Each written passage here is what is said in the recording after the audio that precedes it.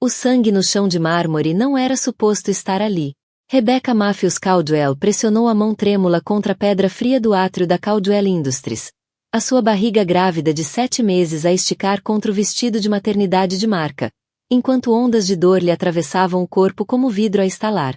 Tinha vindo ali com reservas para jantar no restaurante favorito de Harrison e com notícias que mudariam tudo. O bebê deles era uma menina, a filha deles, a criança pela qual tinham esperado durante 3 anos de um casamento que se tornará cada vez mais frio e distante. Em vez disso, encontrava-se a olhar através das janelas envidraçadas do escritório executivo de Harrison, vendo seu marido de 3 anos segurar o rosto de Vivian Sterling, a sua diretora de marketing de 26 anos, enquanto se beijavam com a paixão desesperada que não mostrava a Rebecca há mais de um ano. O choque atingiu-lhe o sistema nervoso como água gelada, e o corpo respondeu com uma contração aguda que a dobrou e fez a sua mala de marca espalhar-se pelo mármore imaculado. Não, não, não, murmurou entre dentes cerrados, agarrando a barriga inchada, enquanto outra onda de dor a atravessava. Isto não podia estar a acontecer. Não agora, não quando finalmente tinha algo de belo e esperançoso para partilhar com o homem que amava desde a universidade. O homem que lhe prometera para sempre durante um casamento de conto de fadas que tinha custado mais do que a casa da maioria das pessoas. As cólicas intensificaram-se e Rebecca sentiu uma umidade quente entre as pernas, que a aterrorizou mais do que a traição que acabará de testemunhar. Algo estava errado, algo estava seriamente errado com o bebê, com a sua preciosa filha, que tinha estado a chutar tão vigorosamente apenas 1 hora antes durante a consulta médica. A porta do escritório executivo abriu-se com suave silvo pneumático e Vivian Sterling surgiu primeiro, o seu batom vermelho perfeitamente aplicado, de alguma forma intacto apesar do abraço apaixonado que Rebecca tinha testemunhado. Ela era tudo aquilo que Rebecca sentia que já não era, alta, magra apesar de nunca ter carregado uma criança, impecavelmente vestida num fato à medida que provavelmente custava mais do que a mesada mensal de Rebecca, e a irradiar aquele tipo de confiança predatória que vinha de saber que era desejada.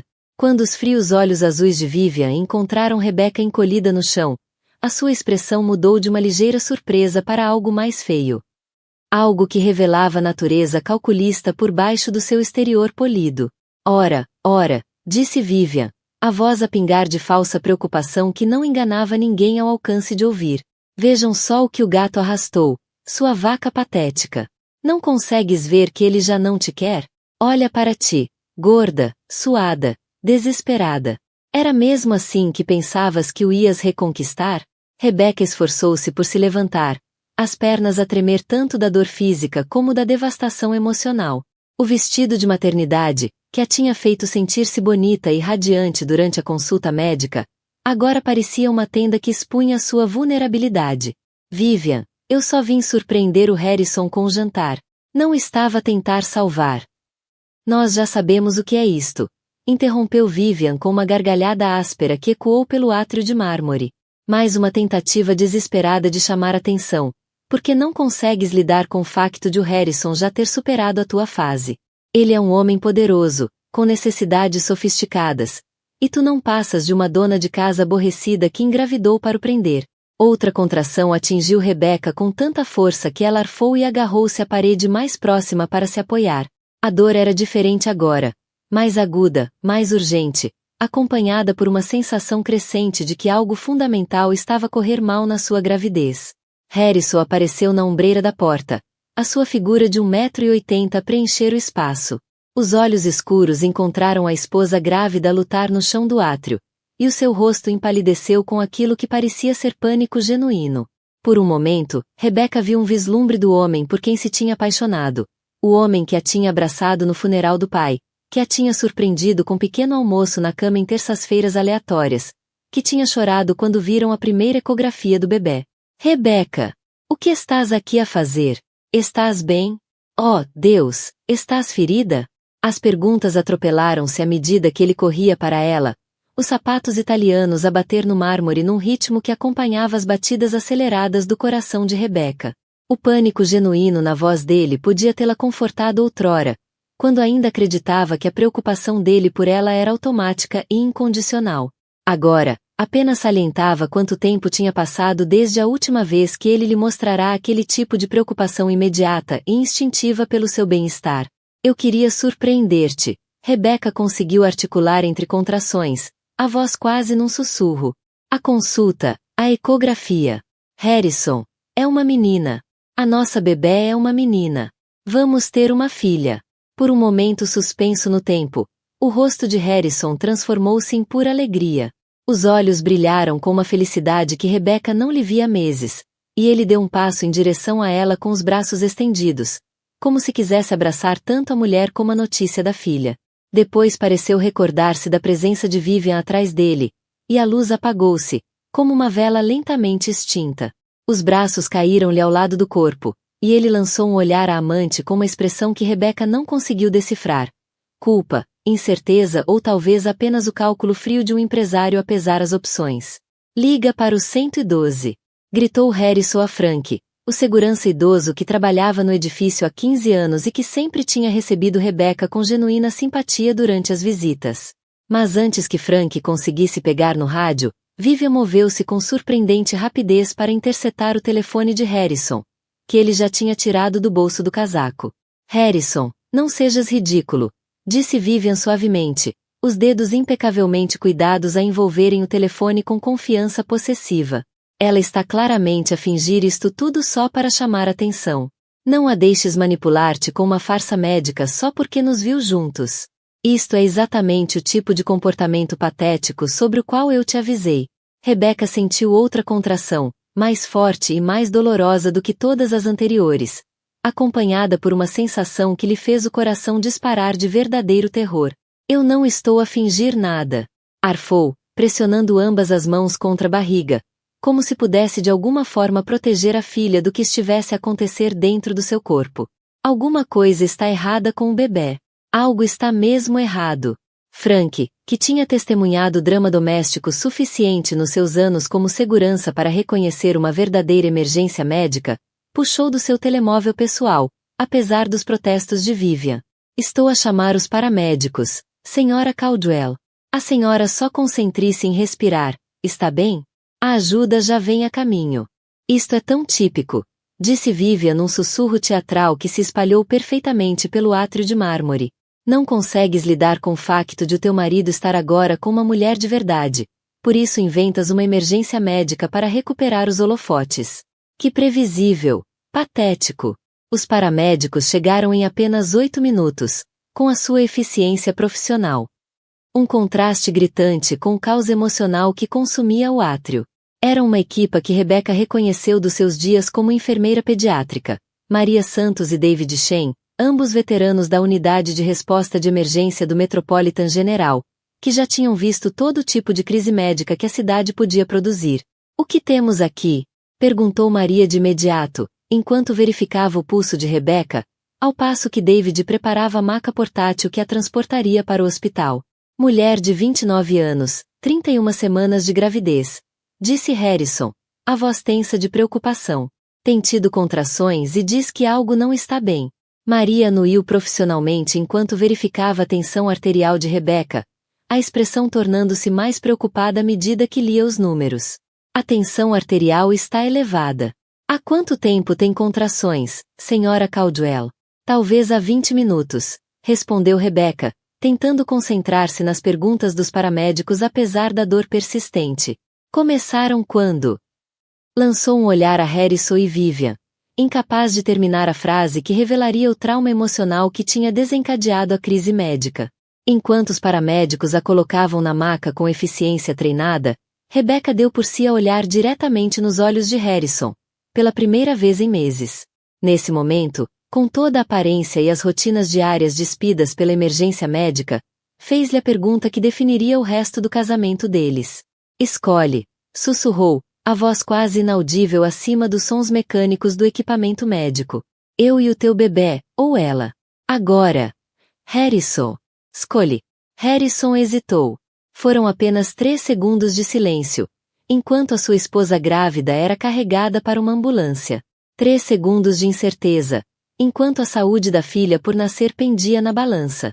3 segundos de visível debate interno, enquanto a mulher a quem ele tinha prometido renunciar a todas as outras jazia numa maca em aflição médica. Mas esses 3 segundos continham um universo inteiro de traição, e quebraram algo fundamental no coração de Rebecca que ela não tinha certeza se algum dia poderia ser reparado. Harrison, disse ela de novo, a voz agora mais forte apesar da dor física. Eu pedi-te para escolheres. Eu, claro, escolho-te a ti, disse ele finalmente. Mas a sua voz carecia da convicção imediata que ela precisava de ouvir. As palavras saíram como uma decisão de negócios, em vez de uma declaração emocional. Cuidadosamente calculadas, em vez de instintivamente protetoras. Vivian, devias ir para casa. Eu preciso de lidar com esta situação. Mas Vivian Sterling não tinha construído a sua carreira a recuar perante desafios, e certamente não iria ser descartada por uma mulher grávida ter aquilo que ainda acreditava ser uma crise fabricada, desenhada para interferir com a sua relação. Eu vou com vocês para o hospital, anunciou, com a autoridade de alguém habituada a conseguir o que quer. Alguém racional precisa de estar lá para garantir que ela não manipula os médicos com sintomas falsos e emergências imaginárias. O paramédico que monitorizava os sinais vitais de Rebecca levantou os olhos, cada vez mais alarmado. Senhora, a sua tensão arterial está perigosamente alta e continua a subir. Precisamos de a levar para o Metropolitan General imediatamente. O estresse que está a sentir pode desencadear um parto prematuro ou outras complicações. As portas da ambulância fecharam-se com uma finalização metálica que parecia separar Rebecca da sua antiga vida para sempre. Ela ainda ouviu a voz de Vivian uma última vez, através da pequena janela. Isto é tudo apenas teatro para chamar atenção, Harrison. Não te deixes enganar por lágrimas de crocodilo e sintomas fabricados. A sirene uivava enquanto atravessavam as ruas da cidade em direção ao Metropolitan General Hospital, mas Rebecca mal a ouvia sobre o som do seu próprio coração a partir-se e da sua própria voz a murmurar orações pela segurança da filha. Colocou ambas as mãos sobre a barriga e fez uma promessa à criança que crescia dentro dela. Não importava o que acontecesse com Harrison, não importava como aquele casamento terminasse, ela iria garantir que a filha cresceria a saber que era desejada, amada e protegida. A ambulância passou por um buraco na estrada, sacudindo Rebecca de volta à crise presente, e ela percebeu que a sua antiga vida, a vida em que esperava que Harrison a escolhesse, em que competia com outras mulheres pela atenção do próprio marido, onde aceitava migalhas de afeto e chamava-lhe amor, estava a terminar, quisesse ela ou não. A filha merecia melhor do que uma mãe que implorava por lealdade que deveria ter sido dada livremente. O serviço de urgências do Metropolitan General Hospital fervilhava com o caos controlado que marcava o início de cada turno da noite. Mas a chegada de Rebecca Matthews Caldwell transformou a rotina em urgência. Os paramédicos empurraram-na pelas portas automáticas com a eficiência treinada, ao mesmo tempo que despejavam estatísticas vitais que pintavam um quadro preocupante de uma gravidez em crise. Mulher de 29 anos, 31 semanas de gestação, anunciou Maria Santos à equipa de recepção. Tensão arterial 160/10, e a subir constantemente. Paciente refere que as contrações começaram há aproximadamente 30 minutos. Após grande estresse emocional. Possível parto prematuro. Definitivamente crise hipertensiva. A doutora Helena Martinez, obstetra sênior que tinha realizado mais de 3.000 partos durante os seus 15 anos de carreira no Metropolitan General, precisou apenas de um olhar para a condição de Rebecca para tomar as decisões rápidas que separavam os médicos experientes daqueles que ainda aprendiam a sua arte. Sala 3, já, ordenou a doutora Martinez, a voz carregada da autoridade que vinha de anos a lidar com emergências obstétricas. Quero monitorização fetal contínua, análises completas, e alguém que me consiga os registros médicos com a obstetra dela. Se a tensão arterial não começar a baixar nos próximos 10 minutos, estamos perante pré-eclâmpsia grave. Enquanto era transferida da maca dos paramédicos para a cama hospitalar, Rebecca sentiu a filha mexer-se inquieta dentro dela, como se o bebê pudesse sentir o estresse e o perigo que as envolviam. O monitor fetal foi ligado com delicada eficiência e, em breve, a sala encheu-se do som rápido mas forte de batimentos cardíacos. O primeiro momento de alívio que Rebecca tinha desde o início daquele pesadelo. Senhora Caldwell, disse a doutora Martinez, a voz profissionalmente suave enquanto verificava os resultados dos vários monitores em redor da cama. Preciso que tente manter-se o mais calma possível. O coração do seu bebê está forte e estável, o que são ótimas notícias. Mas a sua tensão arterial está perigosamente elevada. Pode dizer-me o que aconteceu esta noite para desencadear este episódio? Antes que Rebecca pudesse responder, o som de vozes exaltadas ecoou da sala de espera do serviço de urgências. A voz de Harrison, agitada e defensiva, misturava-se com os tons agudos de uma mulher que soavam claramente através das portas supostamente à prova de som. Tem de garantir que os médicos percebem que ela tem historial de ser dramática demais com questões médicas. A voz de Vivian soava alta o suficiente para várias estações de enfermagem ouvirem. Ela provavelmente está a exagerar os sintomas porque nos viu juntos e não conseguiu lidar com a realidade de que ele passou para alguém mais sofisticada. Grace Patterson, enfermeira registrada que tinha sido colega de quarto de Rebecca na escola de enfermagem da State University, 7 anos antes, enchia a chávena de café no posto de enfermagem quando ouviu uma voz que a fez gelar. Não via Rebecca desde que receberá o convite para o casamento, 2 anos antes, uma cerimônia luxuosa no clube de campo, que Grace não tinha conseguido pagar para comparecer, marcando o fim de uma amizade que em tempos fora tão próxima como a irmandade. Grace largou de imediato o café e apressou-se na direção da origem da comoção. Os instintos de enfermagem e a lealdade pessoal ambos ativados ao ouvir o nome da antiga melhor amiga ser discutido de forma tão cruel num ambiente médico. Esta visita dramática ao hospital é claramente uma tática de manipulação. Continuava Vivian, aparentemente indiferente ao facto de a sua voz ecoar por todo o serviço de urgências. Ela viu Harrison a beijar-me e não conseguiu lidar com o facto de ele ter encontrado alguém que realmente aprecia o seu sucesso e sofisticação. Por isso inventou uma crise médica para recuperar as atenções. Grace chegou à sala de espera a tempo de ver Harrison a passear nervosamente de um lado para o outro, enquanto uma mulher alta, impecavelmente cuidada, dominava a recepção, falando sobre Rebecca com uma crueldade casual que fez disparar os instintos protetores profissionais e pessoais de Grace em simultâneo. Mas a sua prioridade imediata era paciente. E a antiga amiga.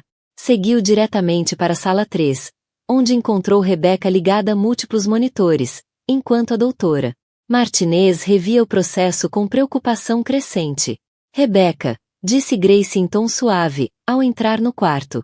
Querida, és mesmo tu? O rosto de Rebecca desfez-se em alívio ao ver um rosto genuinamente amigo. Grace. Oh, meu Deus, Grace. Não acredito que estás aqui. Eu não sabia que trabalhavas no Metropolitan General.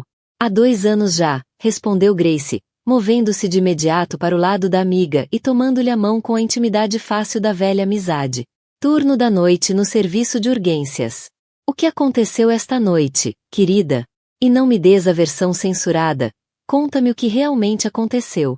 Com lágrimas que tinha contido desde a viagem de ambulância, Rebecca contou a Grace sobre ter apanhado Harrison com Vivian, sobre as contrações que começaram com um choque puro, sobre os 3 segundos de hesitação de Harrison quando ela lhe pediu para escolher entre a esposa grávida e a amante. Essa bruxa ainda está lá fora, na sala de espera, disse Grace, olhando para a porta com repulsa mal disfarçada.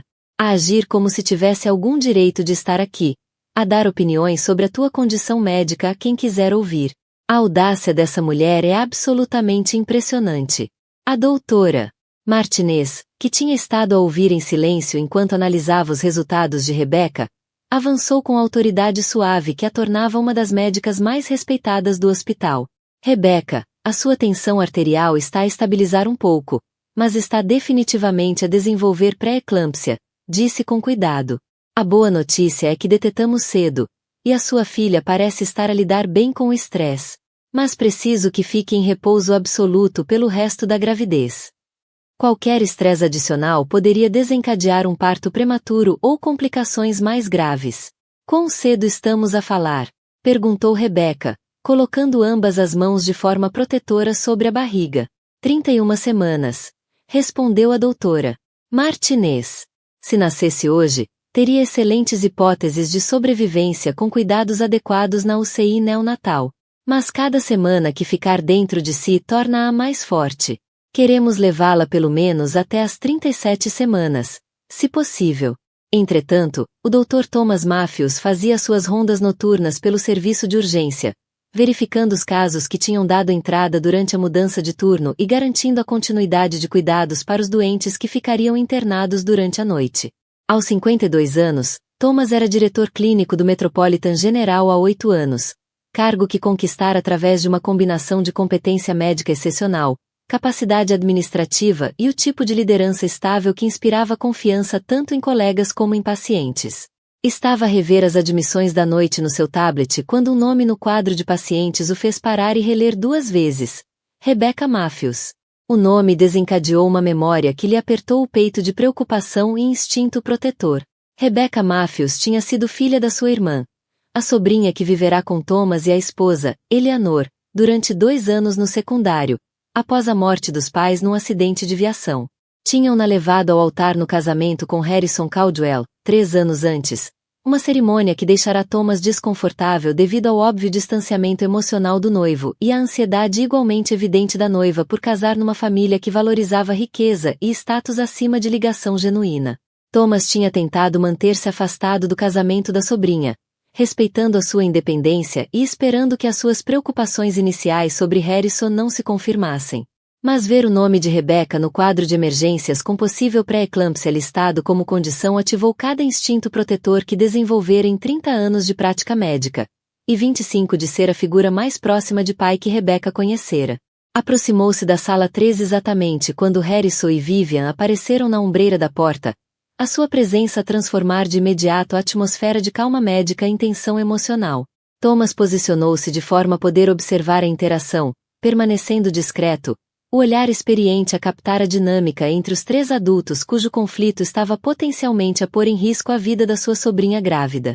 Vivian lançou-se de imediato no seu refrão habitual sobre o dramatismo desnecessário de Rebecca e sugeriu que ela estava claramente bem, já que estava sentada na cama e a ter o que parecia ser uma conversa normal com a enfermeira. Thomas observou a cena com a percepção treinada de alguém que passará 3 décadas a ler dinâmicas familiares em crises médicas. Notou a postura possessiva de Vivian junto a Harrison, a forma como lhe tocava no braço enquanto falava, como se marcasse território. Viu a culpa e o desconforto óbvios de Harrison, a maneira como evitava o contato visual direto com Rebecca, ao mesmo tempo que pairava perto da cama dela com preocupação genuína. O rosto de Rebecca transformou-se de imediato em alívio e gratidão ao ver o tio, o homem que a tinha amparado durante pesadelos depois da morte dos pais, que lhe ensinara a conduzir e a ajudara com candidaturas à universidade, que a entregará no altar com lágrimas nos olhos e preces sussurradas pela sua felicidade. Tio Thomas, disse ela, a voz a falhar com a vulnerabilidade que tentará esconder de Harrison e Vivian. Eu não sabia que estavas a trabalhar hoje. Ainda bem que estás aqui. Thomas aproximou-se da cama com a graça treinada de um médico que já tinha confortado milhares de pacientes e suas famílias. Mas a sua atenção voltou-se de imediato para a mulher que estava de pé, possessiva, junto a Harrison, a falar sobre a condição médica de Rebecca com uma autoridade que claramente não tinha. Desculpe, disse Thomas, a voz carregada com o tom educado mas inequívoco de quem pede esclarecimentos sobre uma situação inapropriada. Quem é esta senhora e por que está a discutir a condição médica da minha paciente? A pergunta pairou no ar como um desafio, alterando de imediato a dinâmica de poder no quarto. Harrison, reconhecendo que estava prestes a enfrentar o julgamento de um homem cuja opinião era importante para Rebecca, avançou com os instintos de empresário ativados, mas com a confiança visivelmente abalada. Dr. Matthews, está é Vivian Sterling, a minha diretora de marketing, disse Harrison, as palavras a soarem mais defensivas do que provavelmente pretendia. Ela estava comigo quando a Rebecca teve o episódio no meu escritório esta noite. Episódio, repetiu Thomas, a voz a assumir o tom perigosamente calmo que os seus colegas médicos sabiam significar que estava a lutar para controlar a raiva. E achou apropriado trazer a sua diretora de marketing à visita hospitalar da sua esposa grávida. O silêncio que se seguiu à pergunta de Thomas prolongou-se durante vários batimentos, apenas preenchido pelos sons mecânicos dos monitores médicos e pelo movimento distante do serviço de urgências para lá das paredes. O rosto de Harrison percorreu várias expressões, surpresa, culpa, defensiva, até finalmente chegar a uma compreensão clara de que tinha tomado uma série de decisões catastróficas, agora julgadas por um dos homens mais poderosos do hospital. Quero dizer, começou Harrison, a voz a perder o tom confiante habitual. A Vivian estava preocupada com o bem-estar da Rebecca. Quis certificar-se de que ela recebia cuidados médicos adequados. Thomas retirou lentamente o estetoscópio do pescoço e pousou na mesa de cabeceira com precisão deliberada. O gesto, de alguma forma, mais intimidante do que qualquer voz elevada poderia ser. Passará a carreira inteira a lidar com bullies, manipuladores e pessoas que usavam a riqueza ou o status para intimidar equipas médicas. E reconheceu o tipo de Vivian Sterling de imediato. Deixe-me ver se entendi corretamente a situação, disse Thomas, mantendo o mesmo tom profissionalmente calmo que usava ao transmitir diagnósticos difíceis. A sua esposa grávida foi ao seu escritório e encontrou-o numa posição comprometedora com esta mulher. O choque dessa descoberta desencadeou uma emergência médica que exigiu transporte de ambulância para o hospital. E a sua resposta foi trazer a mulher com quem a sua esposa o apanhou para o quarto hospitalar dela. Quando Thomas expôs a sequência dos acontecimentos em termos clínicos, frios e claros, a total inapropriação das escolhas de Harrison tornou-se impossível de negar ou justificar. Grace, que monitorizava silenciosamente os sinais vitais de Rebecca, levantou os olhos com repulsa mal disfarçada perante o desconforto óbvio de Harrison. Mas Vivian Sterling, demasiado arrogante ou demasiado sociopata para reconhecer o perigo da situação em que estava, escolheu aquele momento para dobrar a aposta na sua abordagem agressiva, em vez de recuar com a pouca dignidade que ainda poderia ter preservado. Bem, Dr. Matthews, disse Vivian com uma falsa doçura que mal escondia a irritação de ser questionada por alguém. Talvez devesse conhecer toda a história antes de começar a fazer julgamentos. A sua sobrinha não tem sido nada além de um problema para o Harrison. Está claramente a tentar prendê-lo com esta gravidez e agora inventa emergências médicas para chamar atenção sempre que sente que a relação não está a correr-lhe de feição. As máquinas que monitorizavam os sinais vitais de Rebecca começaram de imediato a apitar mais rápido, à medida que a sua tensão arterial disparava em resposta ao ataque verbal de Vivian. Thomas percebeu a alteração no mesmo instante, o treino médico a sobrepor-se aos sentimentos pessoais, ao reconhecer que a paciente estava a sofrer verdadeiro estresse físico causado pela presença daquela mulher.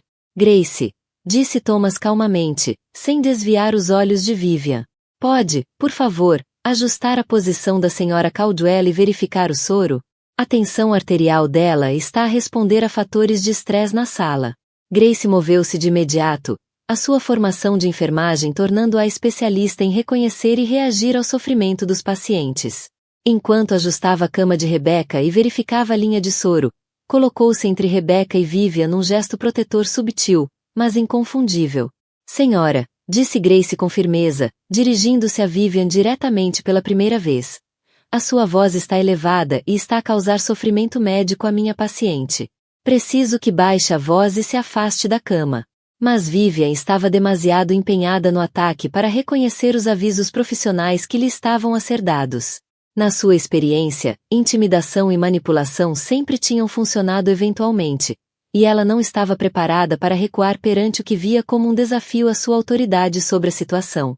Sofrimento médico, riu Vivian, o som agudo e feio a encher o espaço confinado do quarto hospitalar.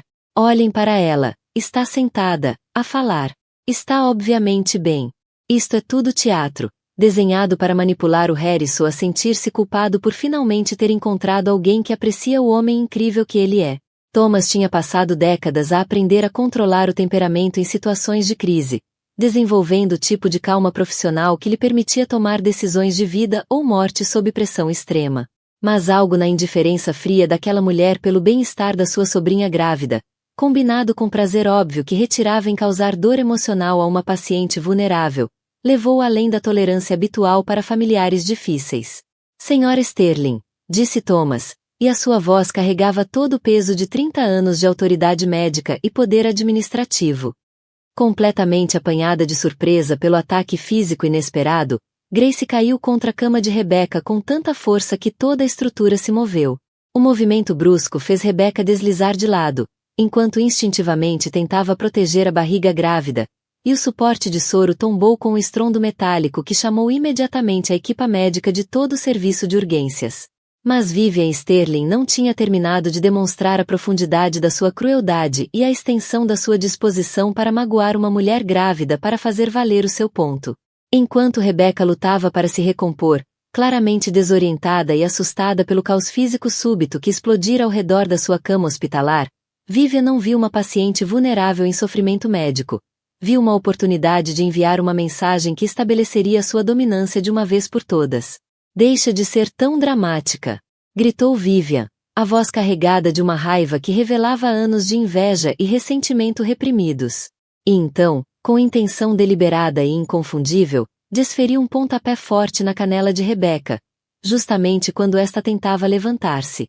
Rebeca caiu com violência de lado, no chão do quarto, soltando um grito de dor quando o impacto reverberou pela sua barriga grávida. O monitor fetal começou a apitar estridentemente quando o batimento cardíaco da filha se tornou errático em resposta ao trauma e ao estresse. Thomas Matthews tinha testemunhado muitas coisas chocantes ao longo dos seus 30 anos de carreira médica, mas ver alguém agredir deliberadamente a sua sobrinha grávida num quarto de hospital desencadeou algo que ia muito além da sua formação profissional.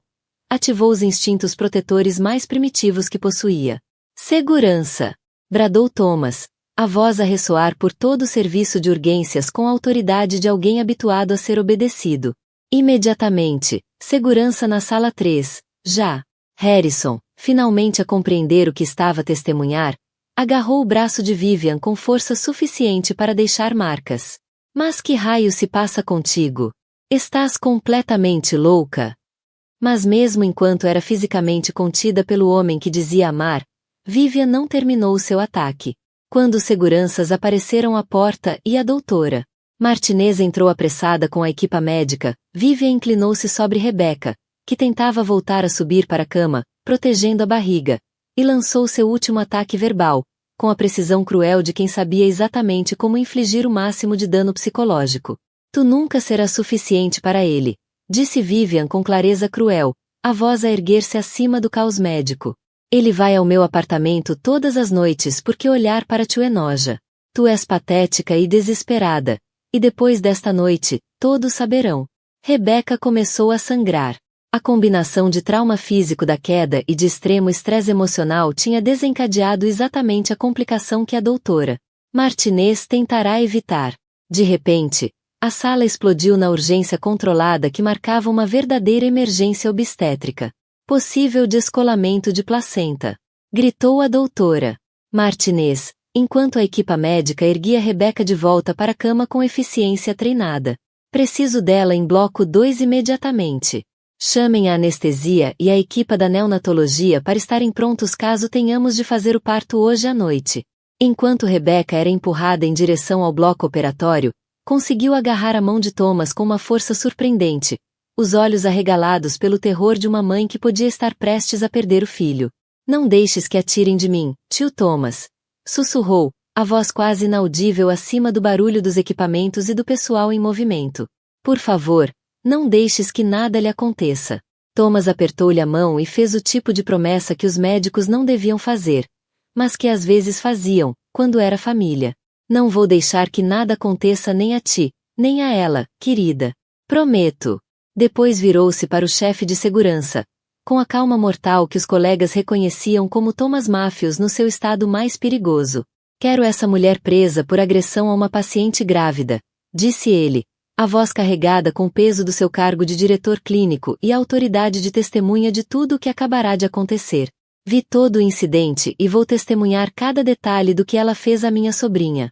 Enquanto Vivian Sterling era algemada pela segurança do hospital, continuava a gritar as suas justificações e ameaças, aparentemente incapaz de compreender que as suas ações tinham ultrapassado limites que riqueza e ligações não podiam apagar.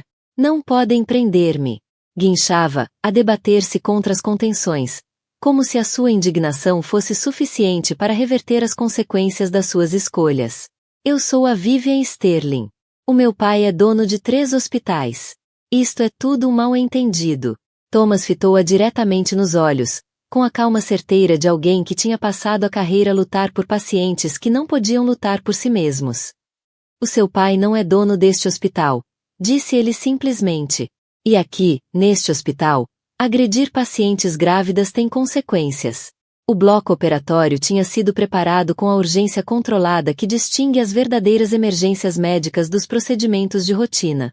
Rebeca estava deitada na mesa cirúrgica, rodeada pelo suave bip dos monitores e pela eficiência silenciosa da equipa da doutora Martinez, que trabalhava para avaliar os danos resultantes do que já estava oficialmente documentado como uma agressão criminosa a uma paciente grávida.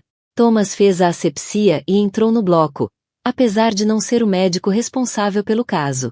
A sua presença ali era incomum e, ao mesmo tempo, totalmente compreensível dadas as circunstâncias. A doutora Martinez, que trabalhava com Thomas há 8 anos e respeitava tanto seu julgamento clínico como a sua autoridade administrativa, acolheu a sua participação sem questionar. Esta é a minha família, disse Thomas simplesmente, quando a doutora Martinez ergueu uma sobrancelha pela sua presença. E ela anuiu em total compreensão. Em situações como aquela, as ligações pessoais muitas vezes despertavam o melhor das equipas médicas, criando um nível de dedicação e cuidado que ia além da obrigação profissional. A máquina de ecografia foi posicionada, e Rebecca prendeu a respiração enquanto o técnico passava a sonda sobre a sua barriga, à procura do som reconfortante do batimento cardíaco da filha. O silêncio prolongou-se por aquilo que pareceu horas, mas que terá sido apenas 15 ou 20 segundos, durante os quais a mente de Rebecca percorreu todos os piores cenários que aprenderá na sua formação de enfermagem. Ali, disse a doutora Martinez, com alívio audível, apontando para o monitor onde um batimento cardíaco forte e estável pulsava em ritmo perfeito. Batimento lindo. Frequência normal. A posição do bebê está boa, sem sinais de sofrimento. Rebecca, acho que conseguimos apanhar a situação antes que evoluísse para complicações sérias. Rebecca começou a chorar, não de dor ou de medo, mas de puro alívio e gratidão por a filha ter sobrevivido ao ataque de Vivian sem danos aparentes. Ela está mesmo bem? O pontapé não lhe fez mal? A doutora Martinez continuou o exame enquanto explicava as conclusões a Rebecca e a Thomas, a sua voz carregando o tipo de otimismo cauteloso que os médicos experientes usam ao dar boas notícias acompanhadas de avisos importantes. No entanto, continuou, precisamos de a manter sob observação rigorosa até o fim da gravidez. O que aconteceu esta noite, tanto a agressão física como o trauma emocional extremo, poderia ter desencadeado parto prematuro ou outras complicações. Qualquer novo incidente como este poderia pôr em risco tanto a senhora como a sua filha. Entretanto, na sala de espera do serviço de urgência, Harrison andava em círculos apertados, enquanto Vivian estava sentada numa cadeira, com as mãos algemadas atrás das costas, ainda a clamar inocência apesar do facto de 6 profissionais de saúde, 2 seguranças e o diretor clínico terem testemunhado a agressão a uma mulher grávida em ambiente hospitalar. O serviço de urgência tinha se transformado em algo semelhante a uma cena de crime, com polícias a recolher depoimentos de testemunhas e a segurança do hospital a preservar as gravações em vídeo da agressão. A detetive Maria Santos, especialista em casos de violência doméstica e chamada especificamente pela natureza do incidente, estava a documentar tudo com rigor de quem tinha anos de experiência a construir processos contra pessoas que magoavam vítimas vulneráveis. Isto é absolutamente ridículo. Continuava Vivian a vociferar para qualquer um que a ouvisse, aparentemente incapaz de perceber que as suas alegações de inocência estavam a ser destruídas por provas esmagadoras. Ela caiu sozinha. Todos viram que ela caiu. Isto é só uma armadilha para me fazer parecer mal. Mas as câmaras de segurança contavam uma história totalmente diferente, e Thomas já tinha ordenado que todas as imagens da noite fossem preservadas como prova legal. O sistema de câmaras do hospital tinha captado não só o pontapé deliberado, que constituía agressão criminosa, como também o padrão anterior de comportamento agressivo de Vivian. As ameaças verbais, a confrontação física com Grace e a intenção óbvia de causar mal a uma paciente grávida. Sam Morrison, sócio de negócios de Harrison e seu amigo mais próximo desde a universidade, chegou 30 minutos depois de Grace o ter chamado para dar notícia da situação. Sam tinha sido padrinho de casamento há 3 anos, e assistira ao lento colapso do casamento do amigo ao longo dos últimos 18 meses, com crescente preocupação e frustração. Bastou-lhe um olhar para o caos no serviço de urgência, polícias, segurança hospitalar, o sócio com ar de quem estava à beira de um colapso nervoso e uma mulher algemada ainda a fazer ameaças, para perceber de imediato que aquilo já não era apenas um problema conjugal. Harrison, disse Sam baixinho, puxando o amigo para um canto da sala de espera onde pudessem falar com alguma privacidade. O que é que tu fizeste, meu Deus? Eu não sabia que isto ia acontecer, disse Harrison, A voz oca de choque e de súbita percepção da magnitude da situação. Nunca pensei que ela realmente magoasse a Rebeca. Nunca imaginei que fosse capaz de algo assim. Sam fitou-o com uma mistura de descrença e repulsa. A marca do fim de anos a arranjar desculpas para o comportamento de Harrison. Trouxeste a tua amante ao hospital da tua mulher grávida. O que é que tu achavas que ia acontecer? Harrison não tinha resposta, porque a verdade era que estava tão concentrado em gerir a sua própria culpa e desconforto que não tinha considerado como as suas escolhas iriam afetar mais alguém, incluindo a mulher que carregava o seu filho. O conselho vai ouvir falar disto, continuou Sam, a voz endurecida como a de quem trazia notícias que mudariam tudo. Este tipo de escândalo não fica em segredo. Estás prestes a perder tudo. O casamento, a reputação, provavelmente a tua posição na empresa. Eleanor Matthews chegou 45 minutos depois de receber a mensagem de emergência de Thomas, tendo conduzido diretamente da reunião do conselho de uma associação sem fins lucrativos onde discutia financiamento para programas de prevenção da violência doméstica. Aos 55 anos, Eleanor era assistente social reformada, que tinha passado 30 anos a defender mulheres e crianças em situações de crise, e possuía o tipo de autoridade moral que vinha de décadas a lutar por pessoas que não conseguiam lutar por si próprias. Bastou-lhe um olhar para Vivian, a ser processada por agressão, e para a culpa e o pânico óbvios de Harrison, para sua expressão se endurecer no olhar que tinha intimidado maridos abusivos, pais negligentes e políticos corruptos ao longo de 3 décadas de trabalho de advocacia profissional. O Thomas mandou mensagem a dizer que a Rebecca estava ferida, disse Eleanor a Harrison, a voz carregada com a frieza de quem fazia homens adultos repensarem as suas escolhas de vida. O que ele não mencionou foi que foi porque o marido trouxe a amante para atacar fisicamente, num hospital. Harrison tentou balbuciar alguma espécie de explicação ou justificação, mas Eleanor ergueu a mão num gesto que aperfeiçoara durante milhares de confrontos com pessoas que tinham magoado os clientes vulneráveis que passará a vida a proteger. Não. Disse simplesmente. Não insultes a minha inteligência fingindo que isto foi algum tipo de acidente ou mal-entendido. Aquela mulher agrediu deliberadamente a minha sobrinha grávida, dentro de um hospital, enquanto tu estavas ali a ver. A doutora Martinet saiu da área cirúrgica com as boas notícias cautelosas que todos esperavam, mas não ousavam acreditar, dadas as circunstâncias daquela noite. Rebecca e o bebê estavam estáveis, sem sinais de complicações graves resultantes da agressão. Mas os próximos meses seriam críticos para garantir um parto seguro. A senhora Caldwell e a filha estão estáveis, anunciou a doutora Martinez ao grupo reunido na sala de espera.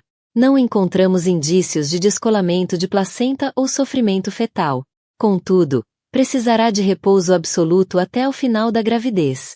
Qualquer estresse físico ou emocional adicional pode desencadear parto prematuro ou complicações graves. Eleanor aproximou-se de Harrison e, apesar de medir pouco mais de 1,5 metros, conseguiu ser mais intimidante do que homens com o dobro da sua altura. Então é o seguinte, disse Eleanor, com a voz que usará em 1000 confrontos com pais negligentes e parceiros abusivos ao longo da sua carreira. Vais ter de fazer uma escolha agora. Queres ser pai desta criança ou apenas mais um homem que abandonou a família quando as coisas ficaram complicadas? Harrison fitou-a, aparentemente incapaz de processar o que ela lhe estava a dizer. O que quer dizer, escolha? Claro que quero ser pai. Filho, disse Eleanor, com a paciência que reservava para pessoas demasiado estúpidas ou egoístas para compreender o óbvio. A tua namorada acabou de agredir fisicamente a tua esposa grávida num hospital. Se pensas que algum juiz de família neste estado te vai conceder acesso não supervisionado a uma criança depois deste incidente, estás ainda mais iludido do que pareces. O peso das palavras de Eleanor atingiu Harrison como um murro físico, à medida que começava a compreender que aquilo não era apenas um problema conjugal, nem sequer apenas um caso criminal. Tratava-se do seu direito fundamental de estar presente na vida da filha. Vivian, ouvindo a explicação de Eleanor sobre as consequências legais que Harrison enfrentava, explodiu numa nova onda de fúria, revelando quão desligada da realidade estava sua percepção da situação. Na manhã seguinte, rebentou uma tempestade mediática que nem Harrison nem a sua cara equipa de relações públicas tinham previsto. A história da amante de um bilionário a agredir a esposa grávida num hospital capturara a atenção pública de uma forma que transcendia a típica curiosidade das páginas sociais.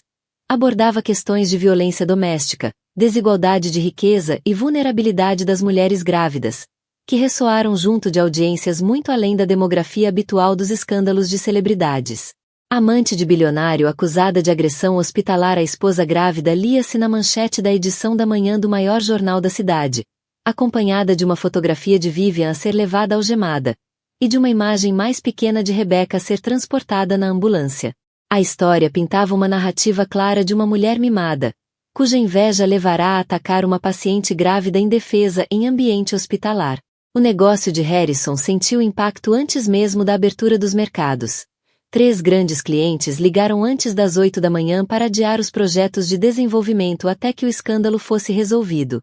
O conselho de administração agendou uma reunião de emergência para essa tarde, para discutir o futuro de Harrison na empresa que ele tinha transformado, a partir do modesto negócio de construção do pai, no império imobiliário avaliado em milhares de milhões. Mas Harrison estava a descobrir que os problemas de negócios eram o menor das suas preocupações. Rebecca acordara no seu quarto de hospital, rodeada por um exército de protetores que se tinham juntado durante a noite para garantir a sua segurança e o bem-estar da filha, criando uma rede de apoio que rivalizava com tudo o que a riqueza e as ligações dele poderiam fornecer. Grace tinha reorganizado seu horário para fazer turnos duplos, de modo a poder supervisionar pessoalmente os cuidados de Rebecca. Thomas tinha passado as consultas do seu gabinete para a noite, de modo a poder dedicar os dias a coordenar-se com a equipa médica que tratava a sobrinha. Eleanor chegará com uma mala, tendo informado a administração do hospital de que ficaria no quarto de Rebecca até a alta da sobrinha.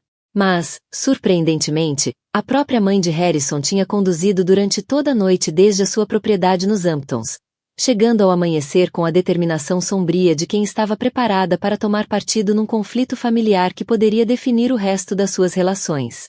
Margaret Caldwell era uma mulher que tinha construído a vida adulta em torno da manutenção das aparências, da proteção da reputação da família e da navegação das complexas expectativas sociais da riqueza herdada. Mas também era uma mãe que, ao longo de 68 anos, aprenderá a distinguir entre caráter genuíno e charme superficial, e o que testemunhara na noite anterior tinha clarificado as suas prioridades de uma forma que até a ela surpreendia. Rebecca, querida, disse Margaret, segurando a mão da nora com uma ternura pouco característica. Quero que saibas que o que aconteceu ontem à noite não foi como eduquei o meu filho, nem é o que quero para minha neta.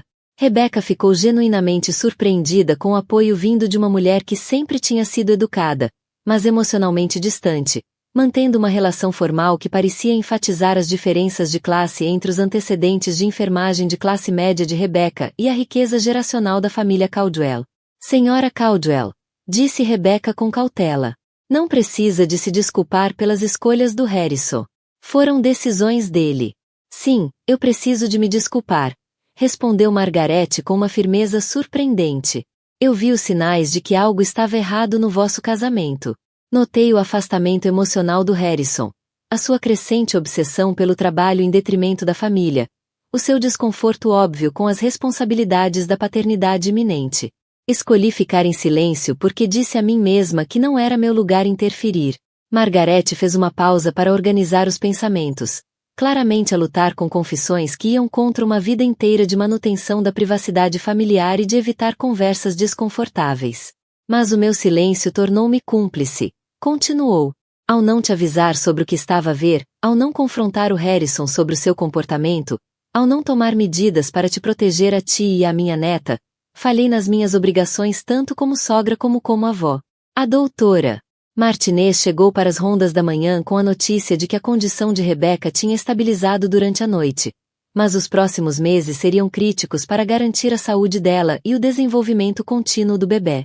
A sua tensão arterial baixou significativamente, o que é uma excelente notícia, explicou a doutora Martinez, revendo os relatórios de monitorização da noite. Mas vai precisar de repouso absoluto até o fim da gravidez. Sem trabalho, sem estresse, sem atividade física além dos cuidados básicos do dia a dia. Qualquer desvio deste regime pode desencadear as complicações que conseguimos evitar ontem à noite. Jessica Reynolds, assistente social do hospital especializada em casos de violência doméstica, Chegou para documentar tudo para a proteção de Rebecca e para ligar a recursos legais que garantiriam que os seus direitos seriam protegidos durante o processo criminal contra Vivian. Rebecca, disse Jéssica suavemente, sentando-se ao lado da cama com o profissionalismo calmo de quem já ajudara muitas mulheres a atravessar crises. Quero garantir que compreende que tem opções e recursos disponíveis. O que aconteceu ontem à noite não foi culpa sua e não tem de enfrentar as consequências sozinha. Jéssica explicou o processo legal que se seguiria às acusações contra Vivian, os serviços de proteção disponíveis para mulheres grávidas em situações de violência doméstica e os recursos de direito de família que ajudariam Rebecca a navegar potenciais questões de custódia, caso o casamento terminasse. O mais importante, acrescentou Jéssica, é que saiba que a sua segurança financeira e o futuro da sua filha não dependem de continuar numa relação onde não está segura nem respeitada. Há formas de proteger ambas sem precisar de aceitar comportamentos inaceitáveis de ninguém. Harrison chegou ao hospital nessa noite, não como marido a exigir direitos, mas como um homem que começava a perceber a dimensão do que tinha perdido, e o trabalho que teria de fazer para merecer qualquer hipótese de redenção. Encontrou o quarto de Rebecca cheio das pessoas que se tinham tornado seu círculo protetor, Thomas a rever os relatórios médicos, Eleanor a coordenar com serviços sociais, Grace a ajustar a medicação no soro, Jéssica a documentar tudo para efeitos legais e Margarete a segurar a mão de Rebecca enquanto discutiam nomes de bebés e planos para o quarto de criança. A formação em torno da cama de Rebecca deixava claro que Harrison estava ali por convite, não por direito, e que a sua presença estava a ser avaliada, em vez de automaticamente acolhida. Rebecca, disse Harrison baixinho da ombreira da porta. Preciso de falar contigo, se não te importares. Falar, respondeu Rebecca simplesmente, a voz sem vestígios da súplica ou do desespero que tinham marcado as conversas recentes. Estava demasiado exausta para sentir raiva e demasiado destroçada para ter esperança. Mas estava também rodeada de pessoas, que tinha deixado claro que não precisava de enfrentar isto sozinha. Significa que já contactei a doutora Sarah Shen, que é especialista em terapia para homens que cometeram abuso emocional, disse Harrison, a voz firme apesar da dificuldade óbvia daquelas confissões. Vou vê-la 2 vezes por semana, em sessões individuais, para compreender como me tornei capaz das escolhas que fiz ontem à noite. Thomas e Eleanor trocaram olhares surpreendidos. Não era a resposta que esperavam de Harrison, que sempre parecerá mais interessado em gerir a percepção dos problemas do que em enfrentar as suas causas. Também vou entrar num programa de grupo para pessoas que querem compreender como se tornaram capazes de magoar aqueles que afirmam amar, continuou Harrison. Sei que sou a terapia corporativa ou a gestão de imagem, mas falei extensivamente com a doutora Shen e ela não trabalha com pessoas que não estejam comprometidas com uma mudança genuína. Margarete estendeu a mão e apertou a de Rebecca, a expressão a mostrar uma mistura de esperança e cautela que refletia os sentimentos complicados em relação às promessas do filho. Já falei com os meus advogados sobre a criação de um fundo fiduciário que garanta que tu e a nossa filha estarão financeiramente seguras, independentemente do que acontecer ao nosso casamento ou aos meus negócios, acrescentou Harrison. Nunca mais vais ter de depender de mim financeiramente, o que significa que, se algum dia escolheres dar-me outra oportunidade, será porque queres, não porque precisas. Rebecca sentiu a filha dar um pontapé, como se respondesse à voz do pai e à intensidade emocional da conversa que os rodeava. Harrison, disse Rebecca em voz baixa, eu amei-te. Amei-te verdadeiramente. Mas amor não é suficiente quando já não há confiança. E não sei se a confiança pode ser reconstruída depois do que aconteceu. Eu sei, respondeu Harrison. E essa aceitação da realidade foi talvez a coisa mais encorajadora que dissera. Não te estou a pedir que confies em mim agora. Não mereço isso. Estou a pedir-te que me deixes tentar tornar-me alguém digno de confiança outra vez, mesmo que esse trabalho não leve à reconciliação. Eleanor, que passará 30 anos a avaliar se as pessoas estavam genuinamente comprometidas com a mudança ou apenas a gerir as consequências do seu comportamento, interveio com uma pergunta que surpreendeu todos na sala. Que tipo de terapia? Perguntou, a voz a carregar a autoridade de alguém cuja opinião profissional sobre o assunto tinha peso. Sessões individuais com a doutora Sarah Shen, focadas em compreender os padrões psicológicos que levaram ao meu abuso emocional de Rebecca, respondeu Harrison claramente, como quem já se tinha preparado para esse escrutínio. O programa de grupo é especificamente para homens que traíram as suas famílias e querem compreender como se tornaram capazes desse nível de egoísmo e crueldade. Margarete, que tinha permanecido em silêncio durante grande parte da conversa, falou finalmente com uma clareza moral que faltara à família Caldwell durante demasiado tempo. O que quer que decidas, Rebecca, disse ela, a voz a carregar o peso de 68 anos de experiência e a autoridade de quem controlava recursos financeiros significativos. Tu e a minha neta terão o meu apoio completo. Se o Harrison provar que mudou genuinamente, aceitaremos isso. Se não provar, continuarás a ser família e continuarás a ser protegida. Pela primeira vez desde o início do pesadelo, Rebecca sentiu que tinha escolhas reais, em vez de apenas opções de sobrevivência. A questão agora era saber se as promessas de Harrison representavam mudança genuína ou apenas uma manipulação mais sofisticada, concebida para minimizar as consequências da sua traição. Só o tempo diria. Mas, pelo menos agora, Rebecca tinha os recursos e o apoio para tomar a decisão que fosse realmente a melhor para si e para a filha, em vez da decisão que parecesse menos perigosa no momento. Nas 2 semanas seguintes, o quarto de hospital de Rebecca tornou-se a improvável sede de uma verdadeira campanha de proteção, orquestrada por pessoas que tinham decidido que a riqueza e o status não iriam triunfar sobre a justiça e a decência humana básica. A rede que se reuniu à sua volta representava uma amostra dos mais influentes defensores, profissionais de saúde e líderes comunitários da cidade, todos unidos pela determinação de garantir que uma mulher grávida que tinha sido agredida receberia toda a proteção e recursos possíveis. Grace coordenou com a administração de enfermagem para garantir que Rebecca recebia cuidados médicos equivalentes à VIP, sem que o hospital cobrasse serviços adicionais.